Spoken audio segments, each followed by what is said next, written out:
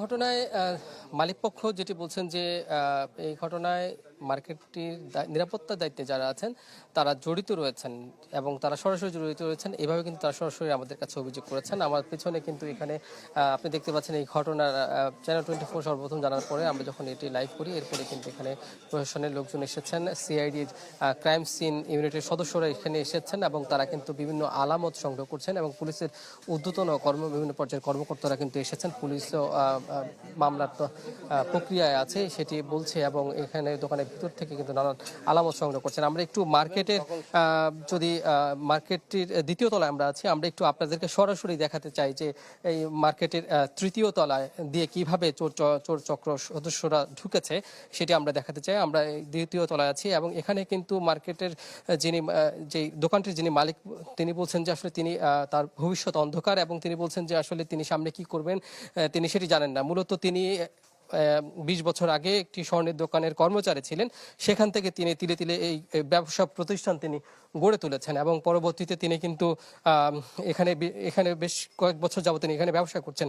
আর এই ধরনের ঘটনায় এই ফরচুন শপিং মলে যে প্রথম তা কিন্তু নয়, 2019 সালেও কিন্তু এই চুরির ঘটনা ঘটেছে। আমরা একটু 3 তলায় হেঁটে যাচ্ছি, আপনাদেরকে দেখাতে চাবো যে দিক দিয়ে চোর চক্রের সদস্যরা এই ঘটনা ঘটেছে এবং তারা ঢুকেছে। সেই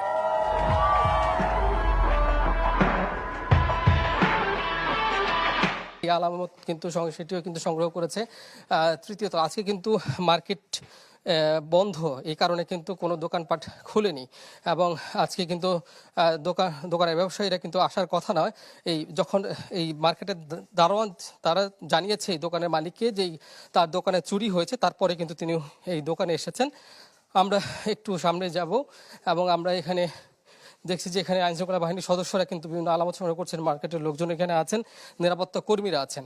আমরা দেখবো যে আপনাদেরকে দেখাবো যে এখানে মার্কেটের তৃতীয় তলায় যে মহিলা টয়লেট আছে এদিক দিয়ে মূলত তারা ঢুকেছে এবং এখানে কিন্তু একটি তালা ভাঙা অবস্থায় আছে, তালা ছুটানো অবস্থায় আছে, এখান দিয়ে মূলত তারা ঢুকেছে। সেটি আমরা প্রাথমিকভাবে এখানে নিরাপত্তা কর্মী যারা তারা আমাদেরকে জানিয়েছে এবং এই যে আপনি দেখবেন যে আসলে এখানে যে গ্রিল কাটা অবস্থায় আছে, সুকৌশলে তারা এদিক দিয়ে গ্রিল কেটেছে এবং ঢুকেছে এবং এই মার্কেটের তৃতীয় তলায় তারা আসলে এই গ্রিল কাটছে ঠিকই, তারা কিভাবে এখানে ঢুকেছে সেটি কিন্তু এখনও বোঝা যাচ্ছে না।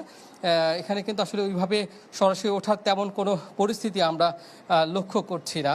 তবে পুলিশ বলছে যে এই ঘটনা তদন্তের পরে তারা বলতে পারবেন যে আসলে এই দিক দিয়ে চোর চক্র ঢুকেছিল নাকি বের হয়েছিল, সেটি এখনও তারা নিশ্চিত না।